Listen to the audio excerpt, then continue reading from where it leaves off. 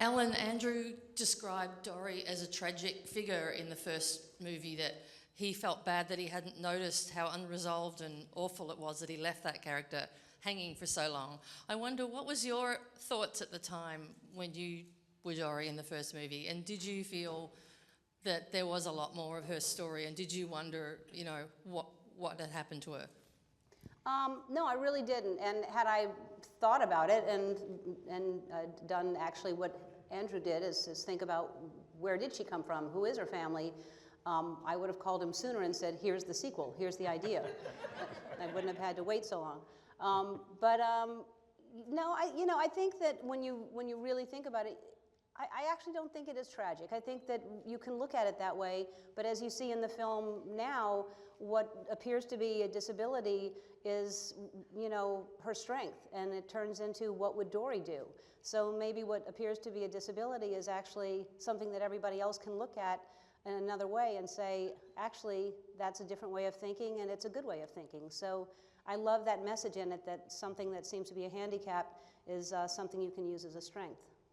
What did you put into that, and how did you come up with that slogan, and how to make Dory universal? Well, the Just Keep Swimming came from Andrew, who wrote it, and that was him. As far as I think it's so much more than a cartoon movie, and I think we're all so proud of this. I mean, it's much more complex and layered than any of us thought it would be. It's much more complex and layered than Nemo, and Nemo was a great movie, but there's so many layers to this, and it is a very personal story for Dory, and it's a very it is emotional. So it was very easy for me to cry. It was, you know, it was like I couldn't read the lines and pretend to sniffle and pretend to get emotional. It was emotional. It was really sad, everything that Dory was going through and feeling. And so these are all human feelings. They're all the same feelings we all have. And it does show the power of these animators, how they make it so beautiful and so realistic, and the characters they create are so complex that you do get emotionally and you do cry at a fish, and we all cried. Like it really is a beautiful story.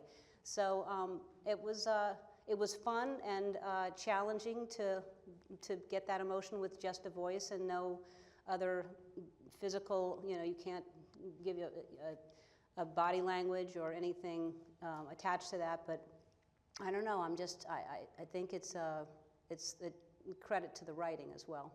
Caitlin and Ty, do you guys know a lot more about whales now? Do you do a lot of research when you're playing these characters? Like, are you dropping whale fun facts at parties now? Oh, all the time. I can't. We call each other. But you always used to do that. Yeah, I've always been a whale talker.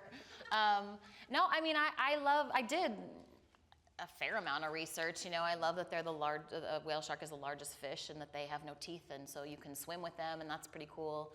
But that was about the extent of what I did. It just gave me a license to be like, oh, she's a nice whale.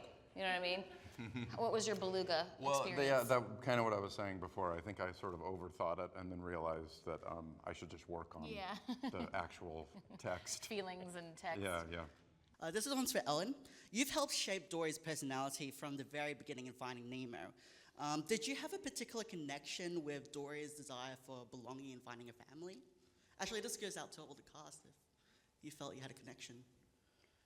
Well, I think everybody is searching for their home, whatever that is. I think home is different for everybody, but you know, I understand what a sense of belonging is. I understand when you want to say, why am I who I am? Where did I come from? And you know, how did I end up where I am? So, yeah, I can relate to that. I think everybody can. Marlon and Dory have two very different approaches to problem solving. One is very analytical, one is kind of taking what you got and going with it. So for each of you and for anybody else who might want to answer, how do you deal with problems? Do you analyze them and come up with a solution, or do you just kind of go with looking around and figuring out what's going to happen? Okay, I'll give you a real answer.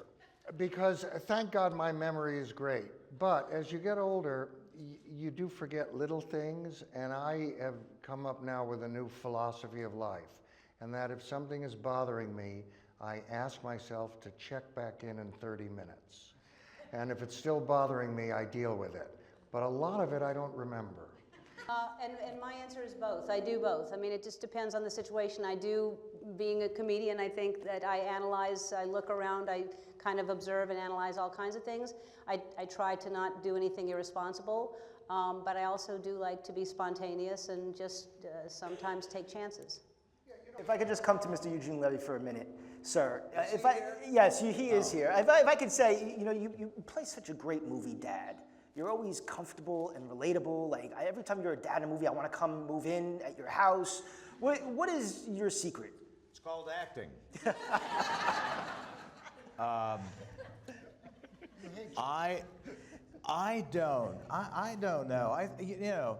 You're dealing with, I think the greatest storylines, as evident in this movie, is the greatest storylines really have to do with family, and because that's the one thing that is the most important thing in all our lives, or should be anyway.